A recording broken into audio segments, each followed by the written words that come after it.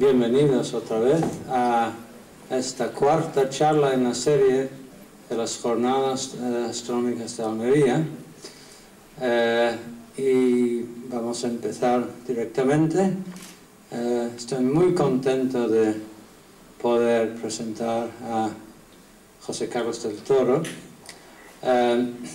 porque lo conocí durante varios años, muchos años, no recuerdo cuántos, pero suficientes en el IAC, donde él está ahora en Canarias trabajando en física solar, en lo que es el centro principal de observaciones solares en España, en el observatorio del Teide, pero después remigró a la península y llegó aquí al Instituto de Astronomía de Andalucía, donde hace ¿cuántos años ahora? 8 años llegaste. ¿Y cuánto tiempo es que estás de director? Año y medio. Un año y medio de director. Y yo pensé que él era el director más joven de su historia, pero resulta que me dijo él que no, es el segundo más joven de la historia de los más joven. Y que él es especialista en espectroscopía, espectropolarimetría de la superficie del Sol, de la parte que se llama la fotosfera principalmente, la cronosfera. Es decir, que su investigación es superficial, es decir, que investiga la superficie del Sol, mientras que hay otros que son muy especialistas, los físicos solares, los que estudian el interior, o estudian la corona, y los que estudian los fenómenos de la superficie. Eso es lo que nos va a exponer de una forma, yo creo que muy atractiva para todos nosotros esta tarde. Entonces, sin más boberías de mi parte, aquí está José Carlos. Muchísimas gracias, John. La verdad es que es para mí también un verdadero placer ser presentado por John. No podía resistirme cuando él, en nombre de los organizadores, se dirigió a mí y me invitó a participar en estas jornadas. La verdad es que para mí hablar... Hay un poco de eco, ¿no? Para mí el tener la oportunidad de hablar hoy ante ustedes supone un placer triple.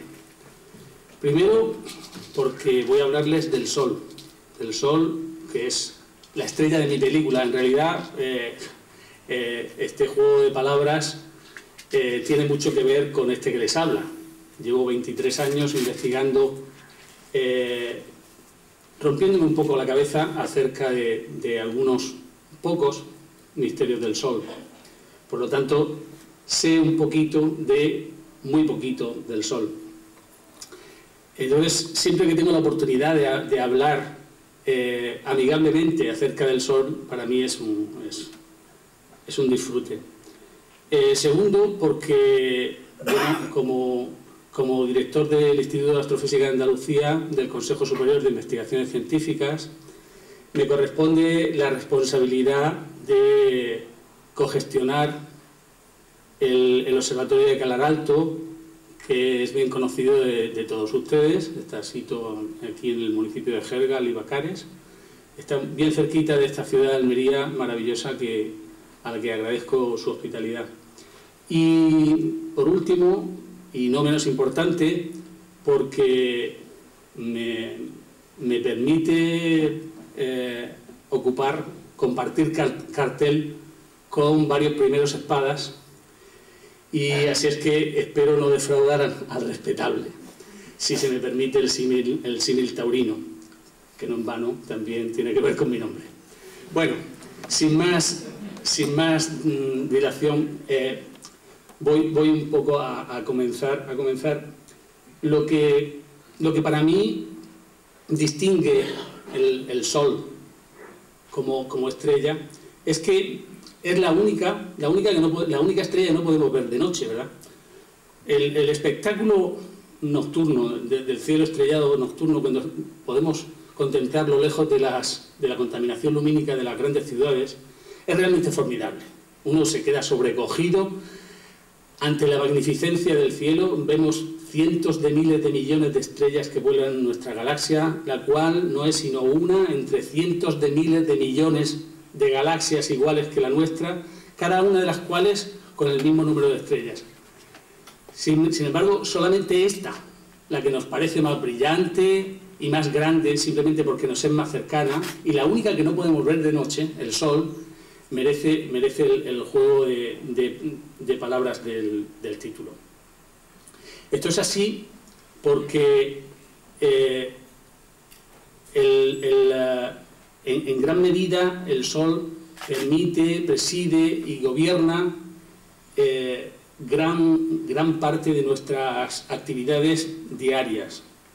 La proximidad de la Tierra al Sol es tal que se pueden dar las condiciones para que la vida, esto es, para que las moléculas esenciales a los organismos vivos se den en la Tierra y no en otra parte, al menos que nosotros hayamos detectado aún. Además, gobierna nuestros ciclos, nuestros biorritmos con el ciclo diurno y nuestras actividades, incluso con los ciclos estacionales. Tenemos que pensar muchas veces, y así lo hacían nuestros antepasados, en cómo se iba a comportar el Sol para saber si necesitábamos abrigo, si no, etc. En definitiva, proporciona la luz y calor para que los ecosistemas se pongan en funcionamiento. El Sol es la fuente de energía para que los organismos autótrofos de cualquier ecosistema puedan generar sus propios nutrientes, que a la vez sirven de nutrientes a los heterótrofos, entre ellos a nosotros. O sea, gracias al Sol, incluso sentimos emociones. ¿A quién no le despierta sensaciones estéticas este amanecer? Que por cierto es un amanecer de una zona muy próxima a mi lugar de nacimiento, es en el Mar Menor, yo soy de Cartagena. En definitiva, no es extraño que el Sol haya trascendido y haya ocupado lugares incluso en las religiones y las culturas de muchos pueblos. Aún hoy en día mantenemos expresiones como eres un sol, el astro rey, que indican cuán importante para los seres humanos es el Sol. En todos esos sentidos, el Sol puede decirse que es verdaderamente la estrella de la película de la humanidad. Así pues, desde las primeras cosmogonías prehelénicas tenemos constancia de que las manchas solares se descubrieron, eran vistas hacia el año 2000 a.C. por los babilonios y los caldeos, hasta prácticamente hace 20 años en que hemos tomado conciencia de su influencia en lo que denominamos el clima espacial. El Sol ha ocupado verdaderos hitos, nichos importantes en la historia de la humanidad y, cómo no, en la historia de la ciencia, porque qué actividad más humana que la ciencia conocemos. Así pues ha venido aparejada, pues, por ejemplo, a la gravitación universal de Newton, al nacimiento de la espectroscopía, que revolucionó y generó la oportunidad del nacimiento de la física moderna en la segunda mitad del siglo XIX y la primera del XX. En definitiva, el Sol ha marcado verdaderas etapas en la historia de la ciencia, como en la de cualquier actividad humana. Para hacernos un poquito de idea de qué es el Sol y dónde estamos y qué significa esa estrella, yo he preparado una pequeña lista de números, un poco para que nos hagamos una breve idea. Si fuéramos capaces de observar nuestra galaxia, veríamos algo así, ¿eh? Una galaxia espiral, un conjunto de, como he dicho antes, cientos de miles de millones de estrellas, y el Sol estaría pues bastante lejos del centro, a una distancia de 27.000 años luz. Eso quiere decir que está a 200.000 billones con B de kilómetros del centro galáctico. Con toda la galaxia, el Sol está viajando, está rotando en torno al centro galáctico, en un viaje que le lleva 225 millones de años para completar un periodo completo.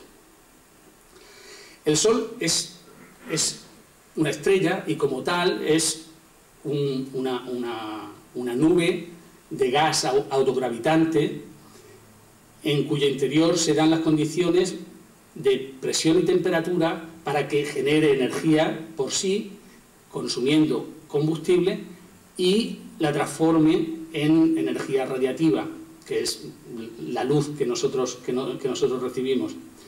Pero esa masa, ese gas, es, como en la mayoría del universo, fundamentalmente hidrógeno. El número de partículas, el gas solar, es más del 90% hidrógeno. En masa eso supone que el 73,4% aproximadamente de su masa es hidrógeno, luego tiene un 25% de helio y encontramos en él hasta 2/3 aproximadamente, incluso más, de los elementos químicos de la tabla periódica. Eso quiere decir que está hecho de la misma materia de la que estamos hechos nosotros y de la que está hecho nuestro alrededor. El Sol es grande, bastante grande.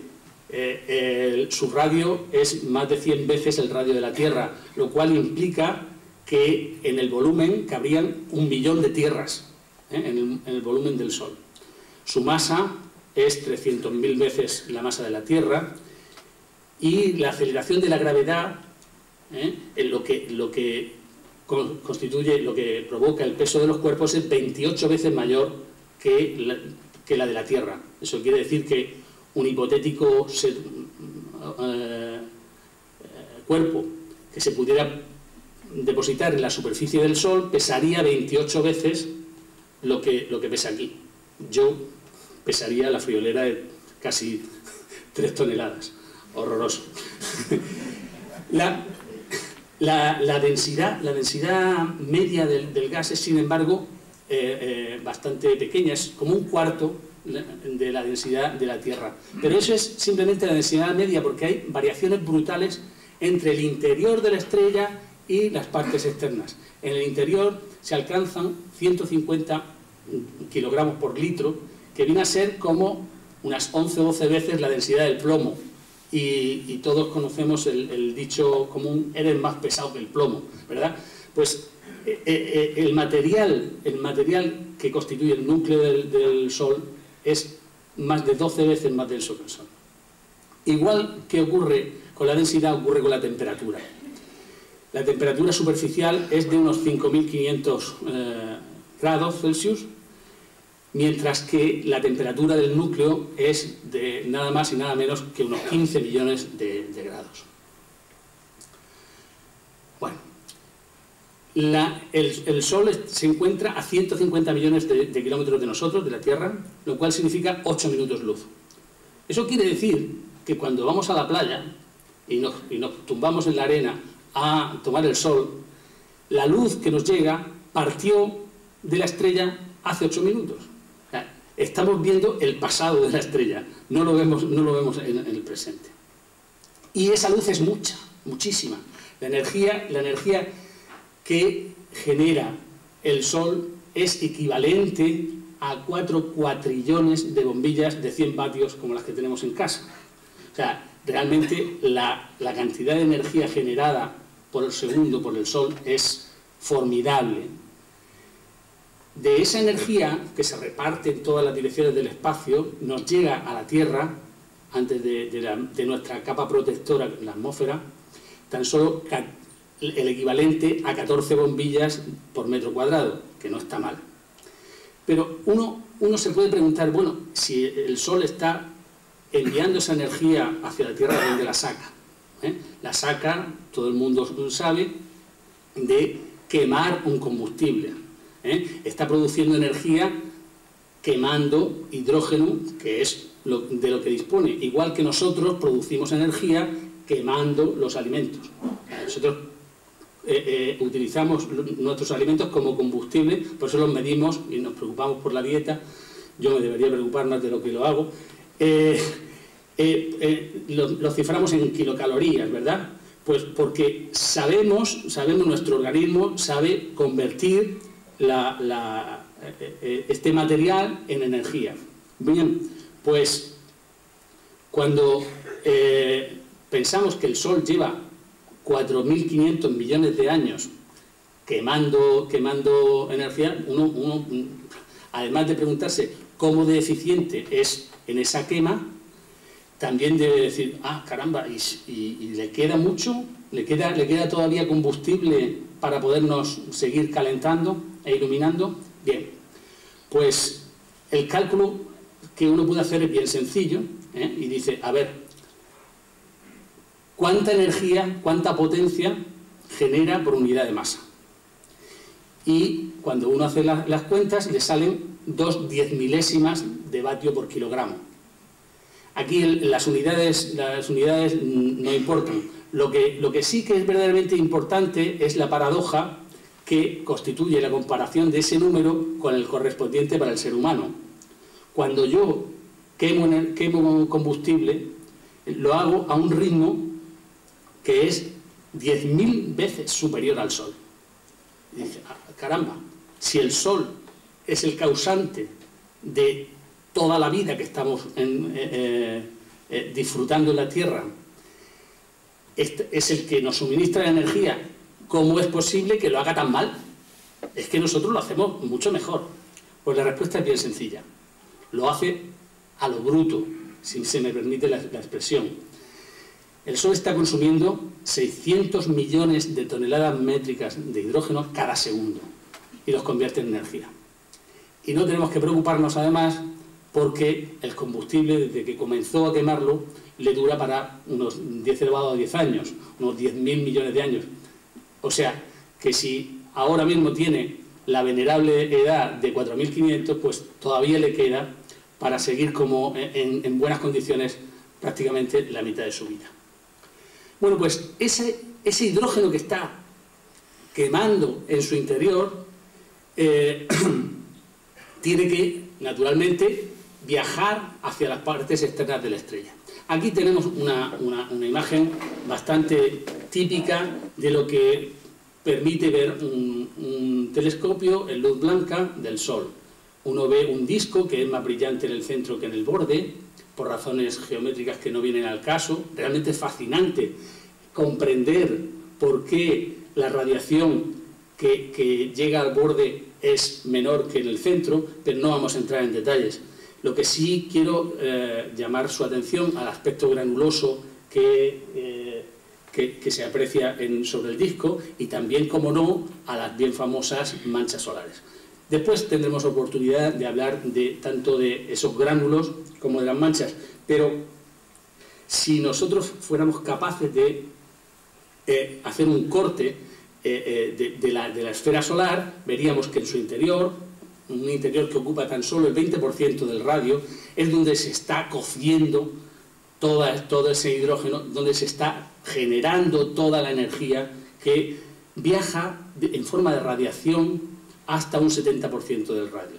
En toda esta zona, en forma de luz, en forma de radiación electromagnética, rayos gamma, rayos X, fundamentalmente están viajando hacia el exterior hasta llegar a esta capa de interfaz en la que en esta parte superior, en este 30% superior de la esfera, la energía, en vez de transportarse por radiación, lo hace por convección. La convección sabemos todos lo que es. Cuando yo pongo un cazo de agua a hervir, se forman burbujas, o cuando enchufo la calefacción en mi habitación, el aire caliente circula hacia arriba y el frío baja. Ese mecanismo tan básico es el que se produce en esta zona convectiva que ocupa el 30% del Sol.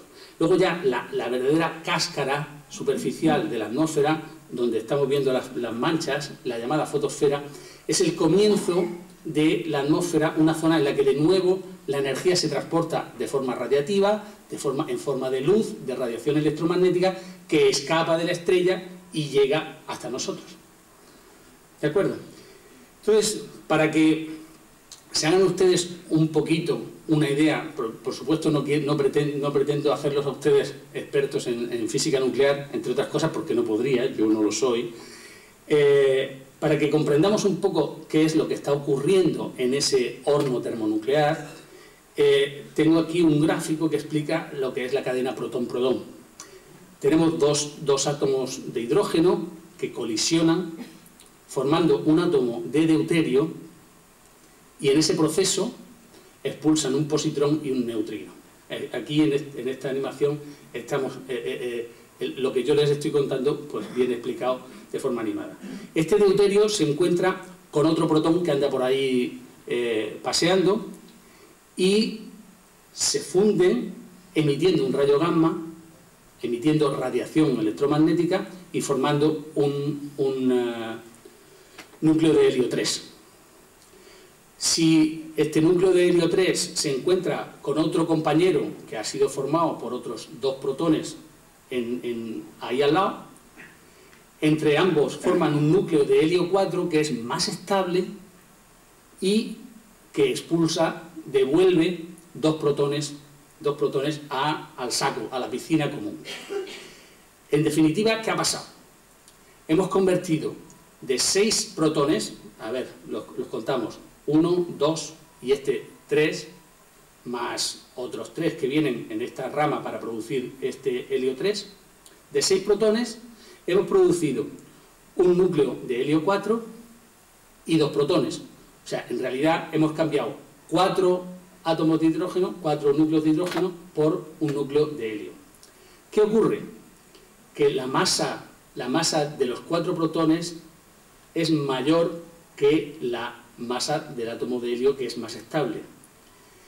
El exceso se convierte en energía por la bien conocida por todos ustedes ecuación de Einstein. No hay otra ecuación más famosa en la historia de la humanidad, E igual a mc cuadrado. La masa sobrante de los 4 protones se ha convertido en energía, en forma de radiación. Bueno, pero el Sol no solo nos manda radiación electromagnética.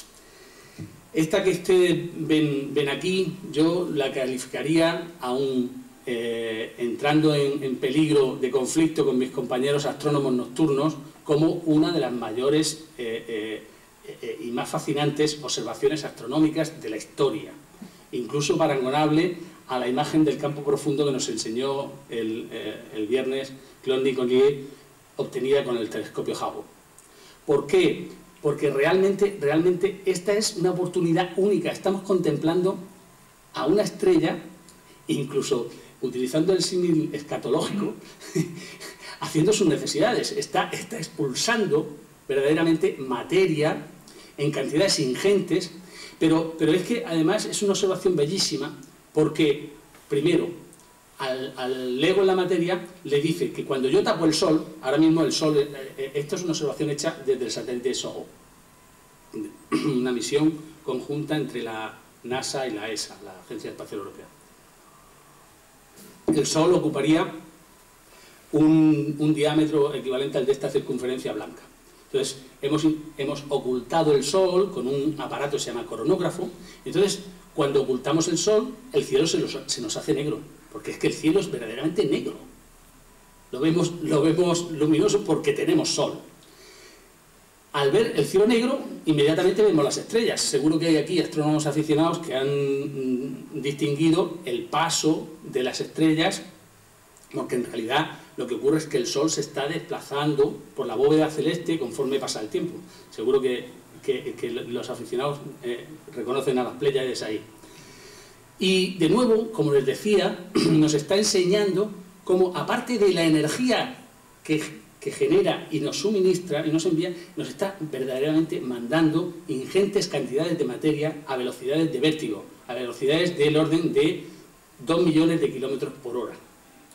¿Qué es lo que ocurre? Pues simplemente que estamos viviendo en la propia atmósfera de la estrella. Estamos viviendo en lo que es la verdadera aldea global, ahora que se habla tanto de la globalización. O sea, nuestra aldea global es verdaderamente el Sol. Vivimos dentro del Sol. En esta animación se pretende ilustrar cómo ese material, esos protones, porque esencialmente el Sol hemos visto que era hidrógeno, expulsados a gran velocidad, tardan alrededor de 3 días en llegar hasta la Tierra. Y cómo el campo geomagnético proporciona un escudo que desvía esas partículas cargadas fundamentalmente hacia los polos, produciéndose las conocidas auroras.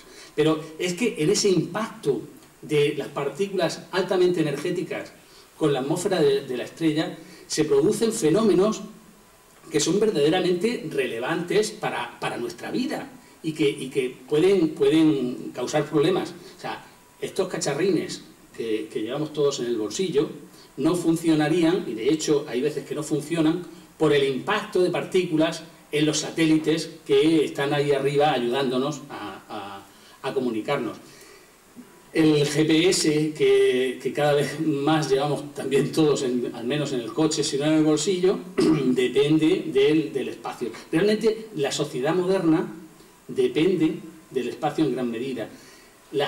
Los propios suministros de energía eléctrica se ven afectados por las tormentas solares. Entonces, verdaderamente, además de preocuparnos por el clima, por la meteorología atmosférica, nos tenemos que preocupar por el clima espacial, porque en ello depende gran parte de nuestra vida y de los negocios. No vamos a entrar aquí en las ingentes cantidades de dinero que, por ejemplo, las compañías aeronáuticas emplean en investigaciones para aprender a predecir ese clima espacial. Entonces, si queremos aprender a ser, además de físicos, además de intentar entender qué ocurre en el Sol, si lo que pretendemos es también aprender a ser meteorólogos espaciales, pues tenemos que estudiar el Sol con un poquito de detalle, ¿verdad?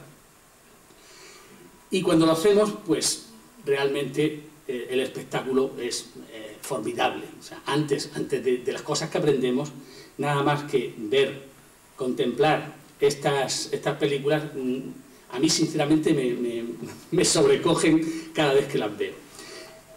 Fíjense que esta es la imagen que anteriormente les enseñaba, y esos granulitos que se veían ahí con poco detalle los tenemos aquí. Y lo que estamos viendo es verdaderamente una olla de agua hirviendo. O sea, es plasma solar, estas estructuras, estas celdas brillantes, que son más grandes que el tamaño de la península ibérica, para que se hagan una idea, suponen gas caliente que asciende y al enfriarse desciende por los intersticios oscuros que vemos. Esto se llama la granulación. Pero cuando observamos la granulación en diferentes longitudes de onda, obtenemos diferentes visiones de la misma estructura. Y de hecho, esto que vemos aquí es exactamente lo mismo que aquí, salvo que en una longitud de onda distinta. Y ello nos permite verdaderamente hacer una tomografía, o sea, cortar en rodajas la atmósfera del Sol. Esta capa que vemos aquí en la luz del calcio K está a unos varios miles de kilómetros por encima de esta de aquí. Pero las estructuras son coincidentes.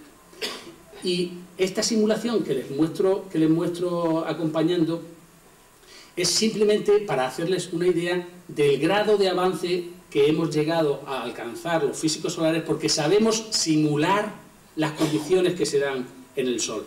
Y comprendemos perfectamente que lo que vemos aquí es verdaderamente convección, es verdaderamente gas caliente que asciende y gas frío que desciende por los intersticios. Pero ahora vamos a fijarnos en estas estructuritas, en las manchas, y realmente la belleza es formidable. Nos damos cuenta que son más oscuras que el resto. Son más oscuras que el resto no porque sean frías, sino porque son un poco más frías que los alrededores. Si la granulación, si la superficie tiene una temperatura de unos 5.500 grados, como decíamos antes, las manchas tienen 4.000 o 4.500. Aquellos norteños que hayan visitado un alto horno, pues ven el rojo vivo de las fundiciones a 1500 grados, una cosa así. Estamos hablando de 4000. O sea, realmente las manchas están muy calientes. Simplemente las vemos más oscuras porque están más frías, son menos brillantes que los alrededores. Y son menos brillantes porque son verdaderas concentraciones de campo magnético.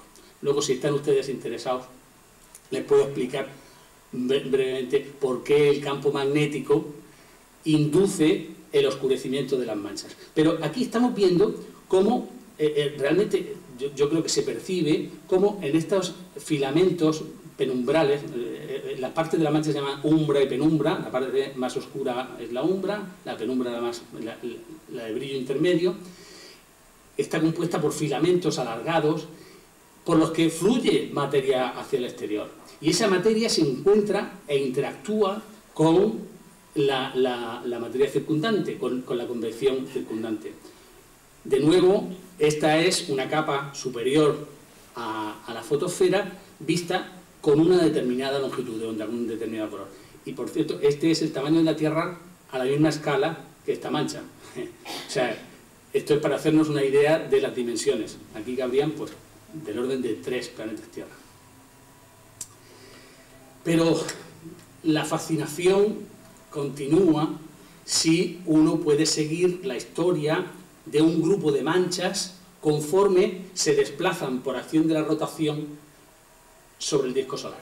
Porque sí, el Sol no está estático, el Sol continuamente gira alrededor de su eje.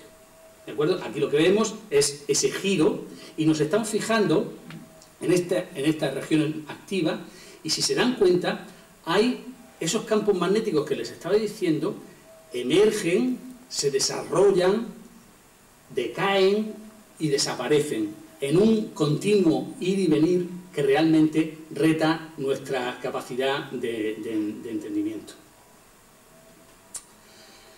Bueno, pues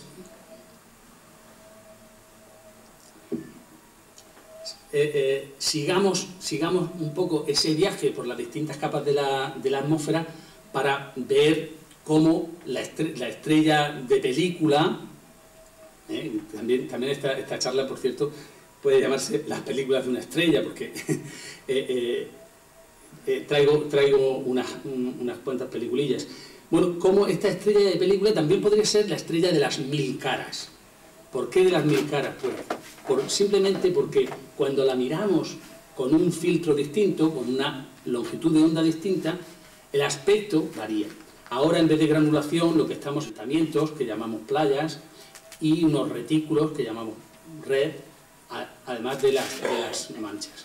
Pues bien, cuando cambiamos la longitud de onda y subimos hacia capas aún más altas de la atmósfera solar, el espectáculo no deja de sorprendernos. Aquí tenemos estos arcos que no son sino material más denso y más frío que los alrededores, que verdaderamente está siguiendo líneas de campo magnético. Yo les podría decir esto de forma gratuita.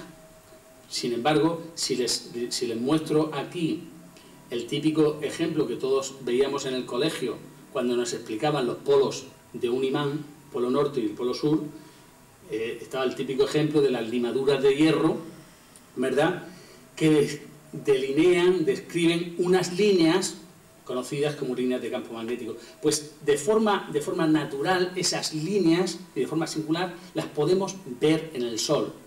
Entonces, realmente lo que vemos es material, en este caso, por observarlo a esta longitud de onda, es material que está a 1.000.000 de grados, de grados centígrados, pero es un material que es más denso que los alrededores y por tanto emite luz con más intensidad. ¿De acuerdo?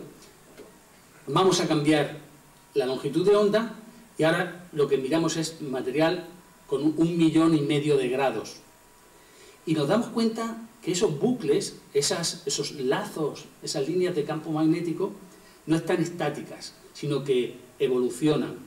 Y con la evolución, con los cambios de forma, con los cambios de configuración de esos bucles magnéticos, Lo que está ocurriendo son abrillantamientos, esto es, expulsión, eyección de energía luminosa, energía radiativa, pero también, fíjense ahora mismo, ¡pum!, esa expulsión de partículas que abandonan la Tierra tal y como las veíamos antes en el eclipse artificial, ¿verdad? Entonces, lo que estamos presenciando en este tipo de películas, fíjense que el Sol tarda en rotar 27 días, ¿de acuerdo? O sea, en esta película está casi una rotación entera del Sol. Y lo que vemos es que ese campo magnético, al evolucionar, produce fulguraciones cataclísmicas de energía radiativa y eyecciones de materia.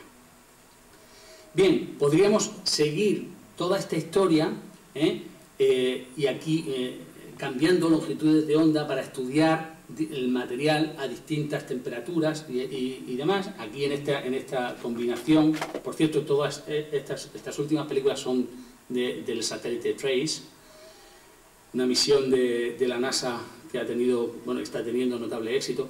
Aquí estamos combinando en verde material a 1 millón de grados, en azul a 1,5 millones y en rojo a 2 millones de grados. Fíjense cómo vemos que el distinto material a las distintas temperaturas se sitúa en diferentes sitios en el Sol, pero en definitiva lo que a mí me gusta resaltar es cómo la evolución de esos bucles magnéticos va aparejado con abrillantamientos súbitos y con expulsiones de material. En definitiva, lo que nos damos cuenta es que entre las distintas capas del Sol hemos estado viendo la atmósfera desde la fotosfera hasta la corona, que se separan por bastantes miles de kilómetros. Las distintas capas del Sol están conectadas entre sí. Las estructuras que vemos en una longitud de onda, correspondiente a la fotosfera, por ejemplo, se comparan muy bien con las que vemos en una imagen de rayos X del Sol que nos muestra el Sol a 2 millones de Kelvin, lo cual es verdaderamente sorprendente. Y que, como ven aquí en esta foto fija, los pies de esos bucles son precisamente las manchas solares. Esta es una de las evidencias más claras, una de las pruebas más fehacientes de que verdaderamente es el campo magnético el que tiene que ver, el que está conectando las distintas capas de la atmósfera. Entonces, cuando aprendemos, y no voy a entrar en el detalle de cómo lo hacemos, cuando aprendemos a medir ese campo magnético nos damos cuenta que efectivamente, toda la estructura, todas las manchas, las playas, la red que veíamos en la imagen cromosférica se corresponden prácticamente uno a uno con estructuras magnéticas. Esto es un magnetograma, esto es un mapa de campo magnético, como su propio nombre indica, en el que el rosa corresponde a una polaridad, norte por ejemplo, y el azul a la polaridad contraria, sur. ¿De acuerdo? Entonces, el campo magnético verdaderamente está conectando las distintas capas del Sol. Aquí superponemos intermitentemente observaciones en luz blanca con mapas del campo magnético y fíjense cómo la comparación es notabilísima. ¿De acuerdo? Aquí tenemos en detalle una estructura, una región activa, una región magnética, y vemos cómo siempre tiene dos polaridades. Si hay físicos en la sala sabrán evidentemente que eso debe ser así porque el campo magnético tiene divergencia nula. En fin, ¿qué hemos aprendido? Que el campo magnético acopla las capas, pero es que las acopla de una manera inteligente. Yo no he hecho referencia directa, pero sí he mencionado que la fotosfera está a 5.000 grados y la corona está hablando de millones de grados. Si recuerdan, cuando hablábamos del viaje desde el interior a la superficie, que por cierto, aunque estaba escrito no lo mencioné, tarda 10 millones de años en producirse ese transporte de energía. Si recuerdan, en el interior había 15 millones de grados hasta los 5000. Eso es un proceso normal. Lo caliente transmite energía a lo frío. Sin embargo, lo frío tiene que calentar las partes altas de la atmósfera en una paradoja que se ha convertido y es actualmente un verdadero puzzle para los físicos solares. Aún no lo entendemos del todo bien, pero estamos casi seguros de que es el campo magnético el que está actuando de canal energético. Y entonces, en vez de transportarse la energía en forma de radiación, en lo que se produciría la forma normal, lo caliente calienta lo frío, lo que está ocurriendo es que a través del campo magnético se propagan ondas que llevan esa energía encargada de calentar las capas altas coronales de la atmósfera. Así pues, como además también hemos visto que las eyecciones de masa están relacionadas con cambios en la estructura magnética, vemos que es el campo magnético el que actúa de verdadero almacén energético. Entonces, los campos magnéticos extraterrestres, los primeros campos magnéticos extraterrestres descubiertos jamás, que se descubrieron en las manchas solares en 1908, George Ellery Hale, uno de los grandes físicos solares de la historia, o astrónomos de la historia, diría, hoy día se detectan en un sinfín de estructuras en el universo. De tal forma que un conocido astrónomo, Hein van der Hulst, decía que un poco los campos magnéticos son a la astrofísica lo que el sexo a la psicología.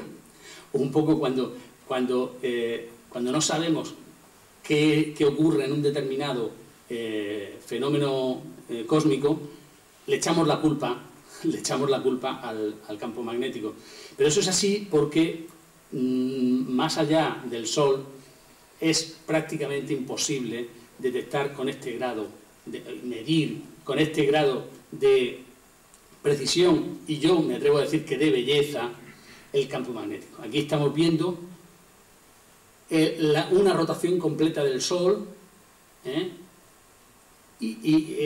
forma de magnetogramas, de forma que estamos comprendiendo cómo ese campo magnético verdaderamente evoluciona, surge de las capas inferiores, emerge, evoluciona, se reconfigura y desaparece. Y en ese trasiego, en esa evolución, nosotros estamos continuamente recibiendo fulguraciones radiativas y partículas a gran velocidad asociadas a esa evolución del campo magnético.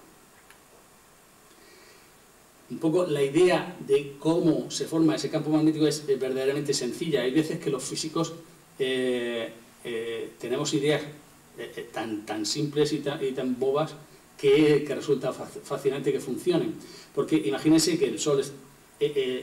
cómo se forman las manchas y en esas bandas donde se forman es simplemente por la combinación de un campo magnético original, un campo magnético como el de un imán, como el de la Tierra. La Tierra tiene un campo magnético chiquitín, en el polo norte tiene una polaridad, en el polo sur tiene otra, ¿de acuerdo? Un campo dipolar. Pero en el Sol, a diferencia de la Tierra, que rota como un sólido, si se dan cuenta, el ecuador rota más rápido que los polos.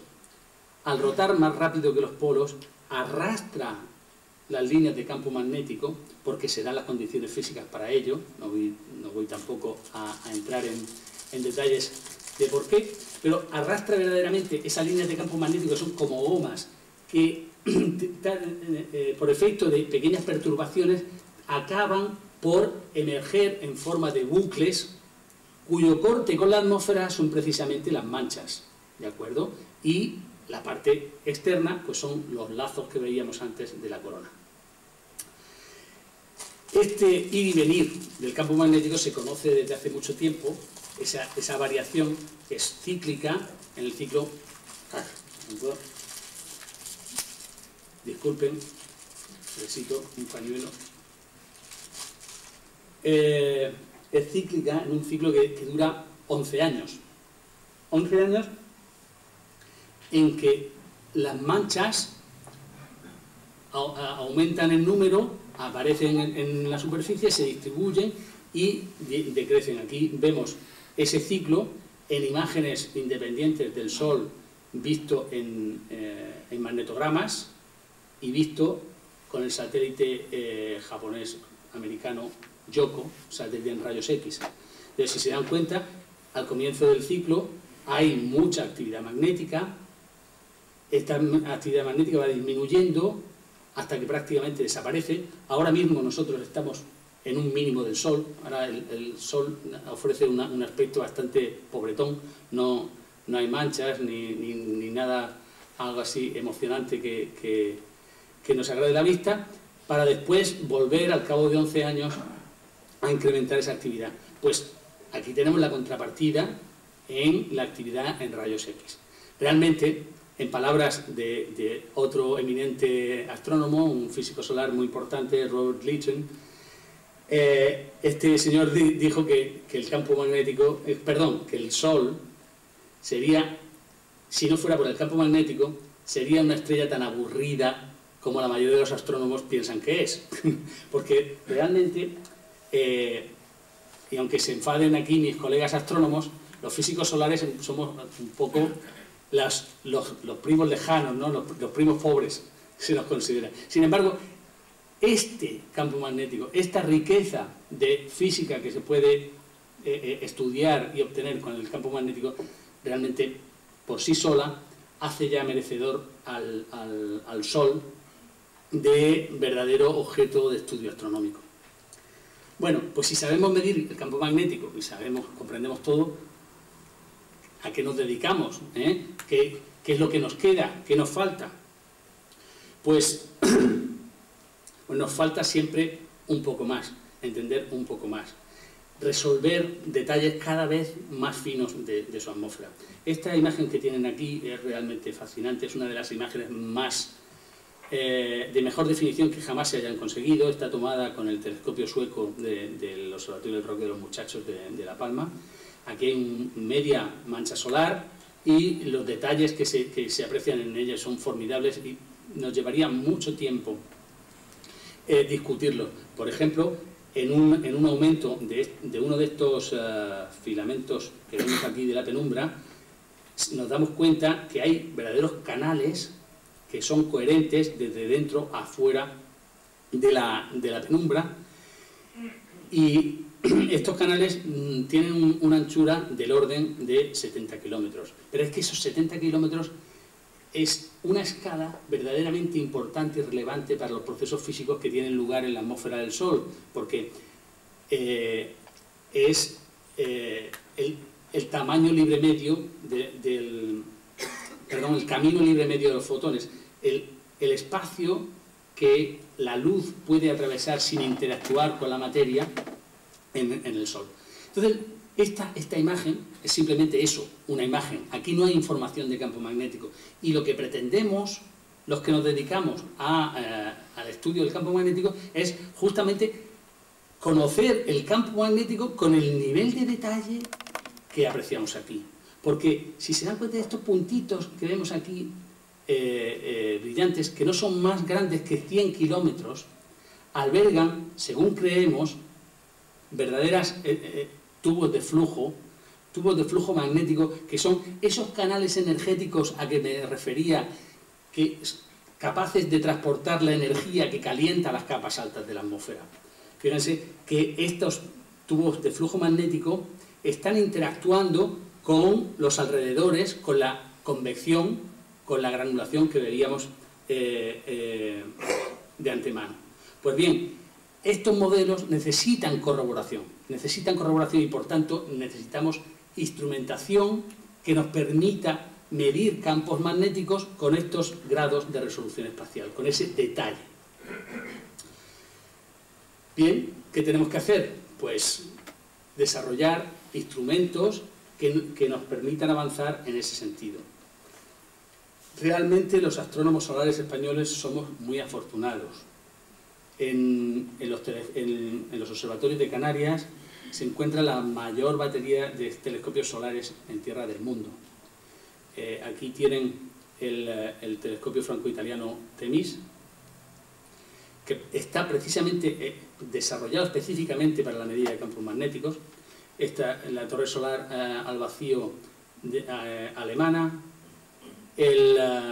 la torre solar sueca del Roque de los Muchachos. Estos dos están en el Teide y estos dos en el Roque de los Muchachos. Este es el telescopio holandés abierto, el DOT, y el único competidor más allá, al otro lado del charco, es la torre solar al vacío del observatorio de Sacramento Peak en Nuevo México. Entonces, en estos telescopios nos preocupamos de desarrollar instrumentos que nos permitan utilizar la resolución espacial, el nivel de detalle que nos dan para las imágenes y medir campos magnéticos. La otra solución, la alternativa a los instrumentos en tierra, es marcharnos al espacio. Si nos marchamos al espacio, tenemos múltiples ventajas. Nos evitamos de entrada la perturbación de la atmósfera. La atmósfera terrestre, la turbulencia atmosférica, está causando continuamente alteraciones en la calidad de la imagen, emborronamientos, movimientos de la imagen. Nos quitamos la atmósfera del medio y eso desaparece. Pero es que, además, si colocamos nuestros instrumentos en determinadas órbitas, o en con determinados apuntamientos, podemos tener el Sol las 24 horas del día, sin el efecto pernicioso del ciclo diurno y nocturno. Así pues, nos embarcamos en desarrollar instrumentación para el espacio. Aquí les he querido mostrar lo que aún hoy es un proyecto, pero en el que estamos participando 5 instituciones españolas, en lo que es el primer instrumento desarrollado para una plataforma aeroespacial desde el comienzo, el diseño, el desarrollo y la construcción del magnetógrafo IMAX. IMAX son las siglas en inglés de Imaging Magnetograph Experiment, magnetógrafo experimental con imagen, que va a volar en la misión Sunrise, un globo estratosférico antártico, en el programa de globos de larga duración de la NASA. Es un programa en colaboración entre la NASA, la Agencia Espacial Alemana y el Programa Nacional del Espacio.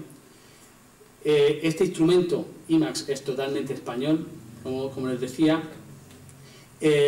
No voy a entrar en los detalles del cacharro porque sería un poco prolijo, pero sí que me gusta hacer notar que no solo el instrumento es español, sino que alberga también tecnología hecha en España, en colaboración con la industria, en lo que comienza a ser un despertar significativo de la contribución de la astronomía al avance tecnológico y a la transferencia de tecnología. Este es el aspecto del instrumento, que lleva un paquete modulador de polarización, que lleva un espectrómetro de Fabry-Perot, un interferómetro Fabry-Perot, dos sensores, 2 cámaras CCD. Esta es la electrónica de proximidad del instrumento, y esta es la caja que va a albergar el resto de la electrónica que va aparte. Pero este instrumento es el precursor del Visible Imaging Magnetograph que pretendemos volar en la misión Solar Orbiter de la ESA. Esta misión es verdaderamente apasionante porque va a acercar un vehículo espacial a 0,2 unidades astronómicas. La unidad astronómica es la distancia entre la Tierra y el Sol, y 0,2 unidades astronómicas es el 20%, o sea, la distancia de la órbita de Mercurio. Pero además este satélite va a abandonar la eclíptica, que es el plano en el que nos movemos los planetas alrededor del Sol, y va a poder observar los polos los polos solares desde un punto de vista singular. Este orbitador solar va a disponer de un magnetógrafo que es esencialmente nuestro IMAX, con un pequeño telescopio, y queremos pues verdaderamente ser los primeros en medir los campos magnéticos polares del Sol. En definitiva, y con esto ya voy acabando, espero que con estas breves pinceladas los haya convencido a ustedes de por qué unos cuantos románticos nos da por mirar al Sol de otra manera distinta que lo hacemos cuando vamos a la playa. Y porque en definitiva, como seres humanos, lo que básicamente queremos es ayudar un poco a nuestra especie a aprender a vivir un poquito mejor, aprender a vivir en los suburbios de esta aldea global que es la atmósfera de esta estrella de película. Muchas gracias.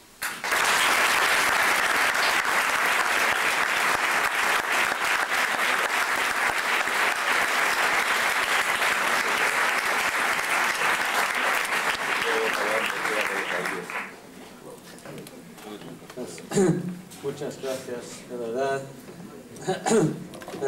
No creo que realmente pensamos que el Sol es aburrido. Si alguien tiene la temeridad de pensarlo ahora, es imposible. Después de esto, bueno,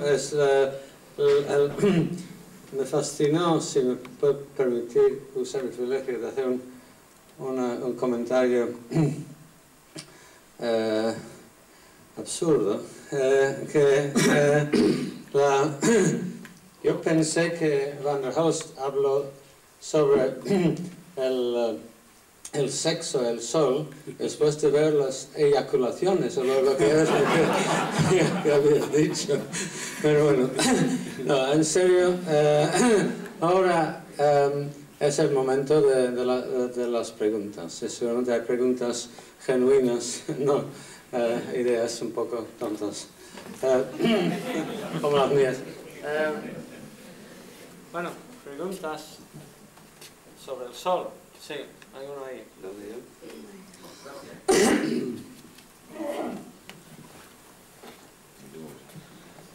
Buenas tardes. Quería preguntar a qué obedece el periodo de los 11 años, del máximo. Sí, vamos, sí. Por otro lado, quería también preguntar acerca de lo siguiente.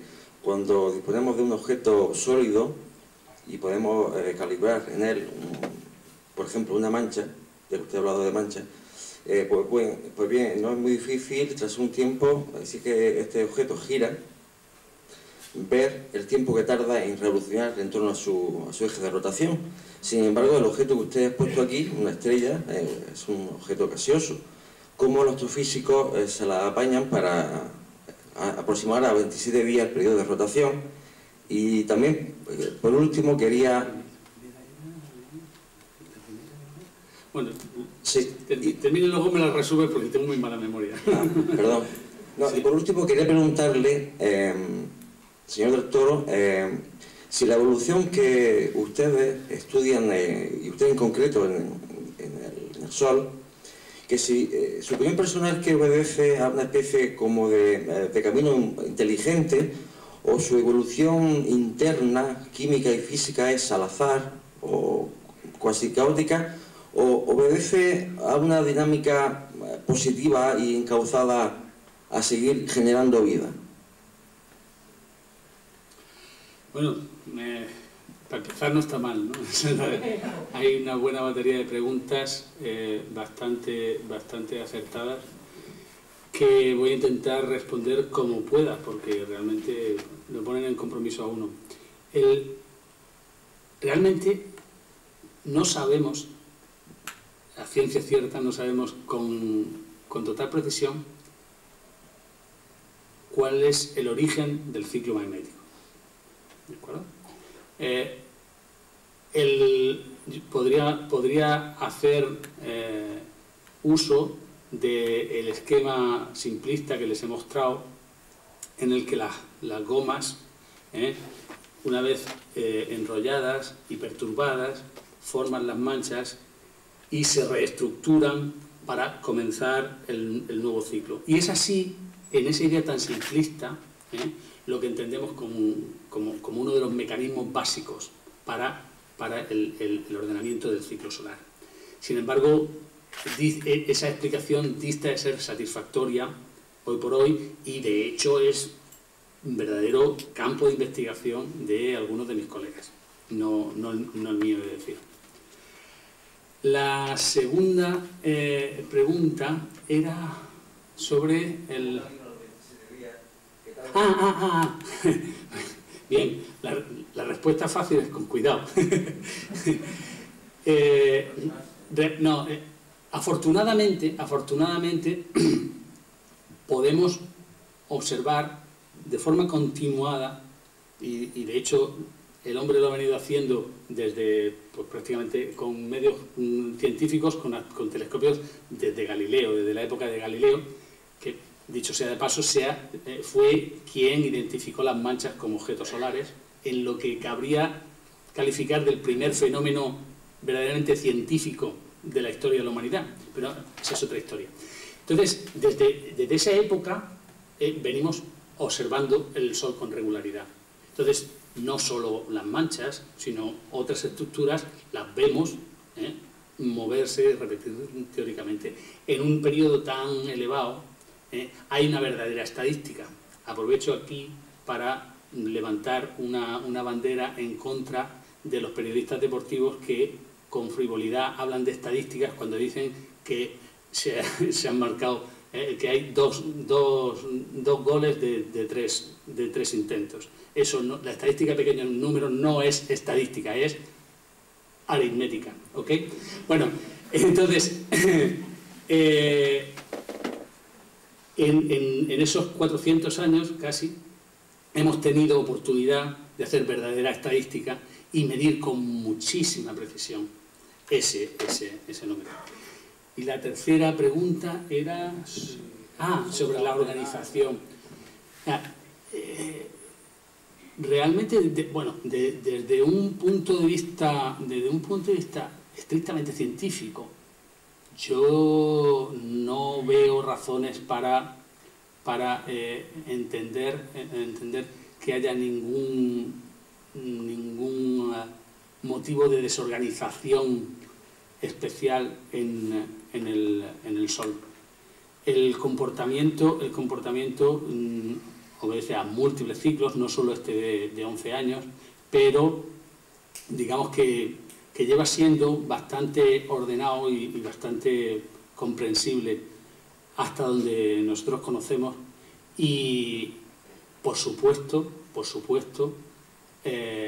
va a seguir siendo el motor de la vida en la Tierra, sin lugar a dudas, por mucho tiempo.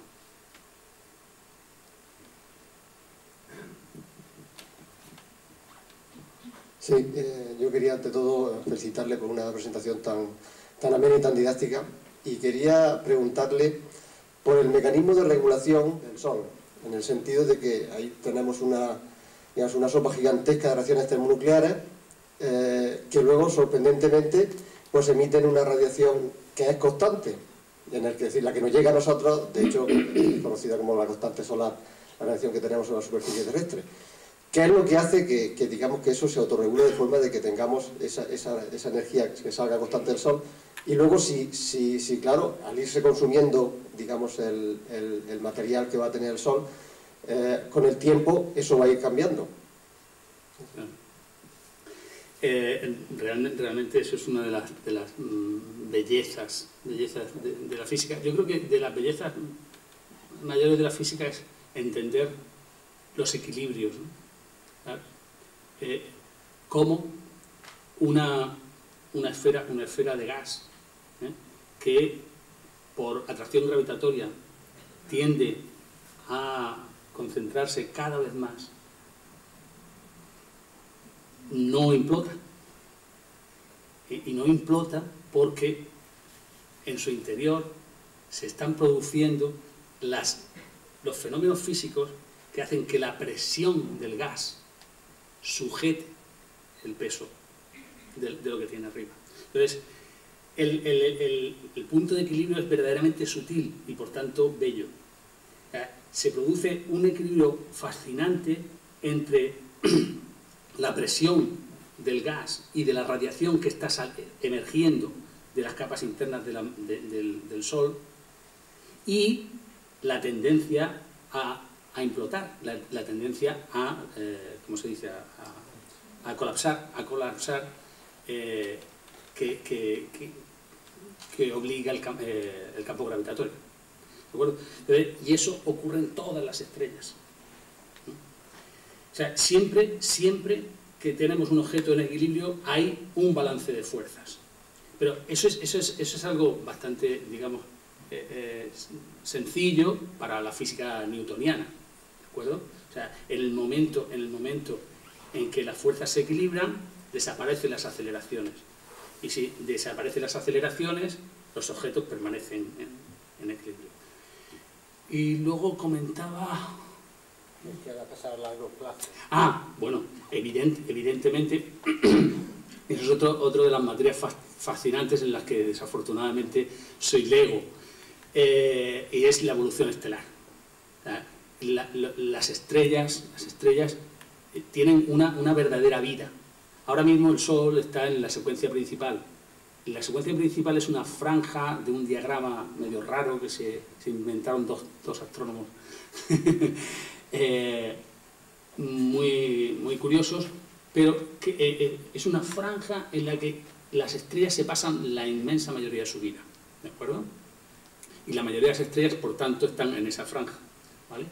Pero digamos que en esa franja las estrellas viven una vida apacible, consumiendo hidrógeno y produciendo helio, que se transforma en energía.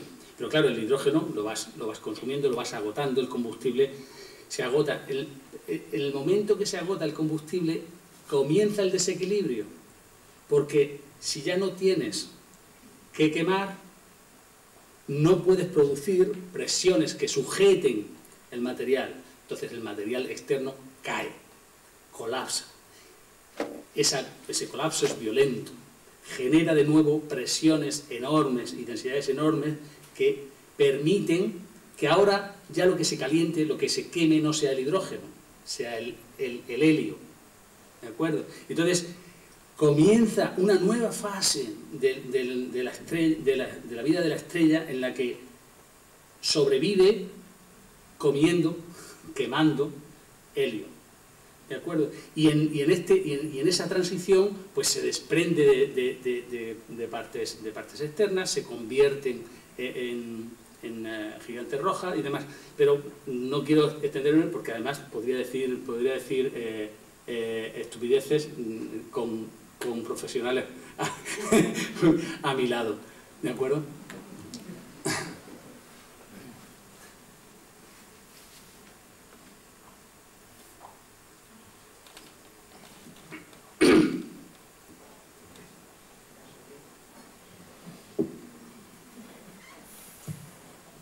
Buenas tardes.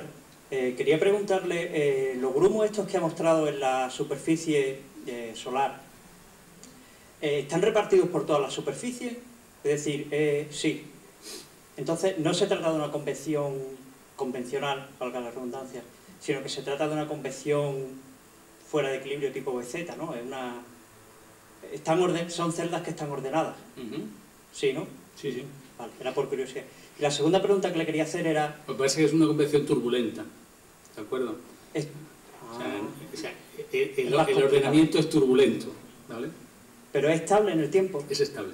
Es estable. Los gránulos tienen un tiempo de vida, pero en el momento que se destrozan, si miráramos con detenimiento la película que he mostrado, veríamos que hay gránulos que se deshacen, otros que se rompen, otros que desaparecen literalmente, pero en su lugar aparecen nuevos gránulos, ¿de acuerdo? O sea, el fenómeno es estable en el tiempo. Y eso está por todas las superficies, ¿no?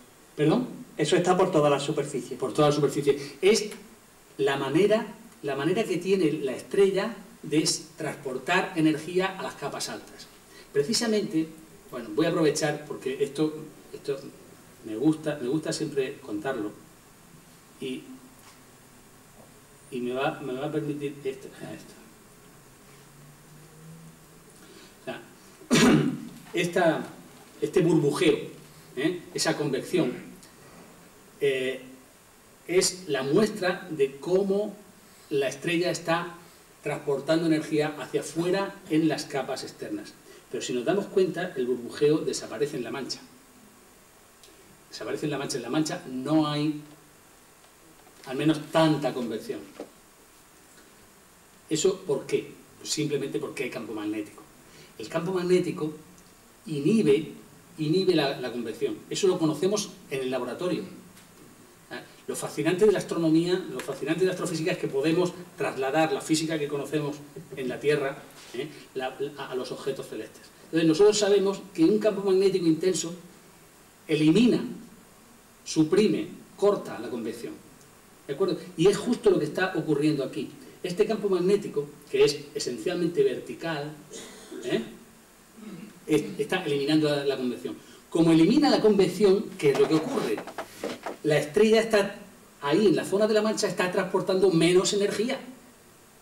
Menos energía. Como en esa zona sube menos energía, se calienta menos. Y si se calienta menos, brilla menos. Y si brilla menos, es oscura y la vemos como una mancha. Esa es la razón. La mera presencia del campo magnético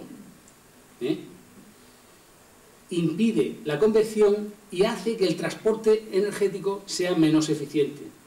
¿De acuerdo? Por eso entendemos que la energía se está transportando hacia las capas exteriores por convección en la última zona de la estrella. ¿De acuerdo? Pero son celdas que son, volviendo a las celdas, no, lo que no está en la mancha, ¿Sí? son celdas de tamaño regular que tienen Sí. Por lo que pregunto. Una distribución de tamaños entre 1 y 2 segundos de arco. Un segundo de arco es aproximadamente 725 kilómetros en la superficie del Sol. O sea, viene a ser del orden típico de 1500 kilómetros. O sea, como la península y media. Una península ibérica y media. ¿De acuerdo? Y la segunda pregunta era, ¿cuál es la fuente del campo magnético? ¿Son dominios de spin o...? La fuente, eso es otro de los grandes enigmas del Sol. En realidad, el campo... nosotros ahora mismo pensamos que el campo magnético que vemos, en realidad, emerge de las capas por debajo de la zona de convección. En ese 30% último de la estrella, en el fondo, reside ese campo magnético que veíamos con las líneas elásticas concentrándose y demás. Entonces, cuando se produce una leve perturbación en ese tubo de flujo magnético, resulta que el material se hace menos denso. El material dentro del tubo magnético es menos denso y por tanto asciende, flota exactamente igual que flota un corcho en el agua. Y es menos denso también por una cuestión de equilibrio. Fíjense que la presencia de campo magnético, además de inhibir la convección, lo que hace es crea una presión equivalente a la presión del gas, ¿de acuerdo? Entonces, el material que hay en el tubo de flujo magnético tiene su presión gaseosa más la presión magnética. Los alrededores tienen la presión gaseosa. Entonces, tiene que haber un equilibrio, porque si la presión gaseosa de los alrededores fuera mayor que la suma de las otras dos, ¡puf!, colapsaría el tubo, ¿de acuerdo? Si fuera mayor lo del interior, el tubo se expandiría, ¿de acuerdo? Entonces, sin embargo, como existe un equilibrio, quiere decir que en el seno del campo magnético la presión gaseosa debe ser menor que fuera. Si es menor, es a costa de que haya menos material, que sea menos denso. ¿De acuerdo? Y como es menos denso, flota. Entonces, el campo magnético en realidad está residiendo abajo, pero por una mínima, está en un equilibrio muy sutil. Y la menor perturbación hace que flote. Esa flotabilidad hace que un tubo ascienda y forme un bucle. Los pies del bucle, la intersección de ese bucle con la superficie son las manchas. No sé si se me entiende.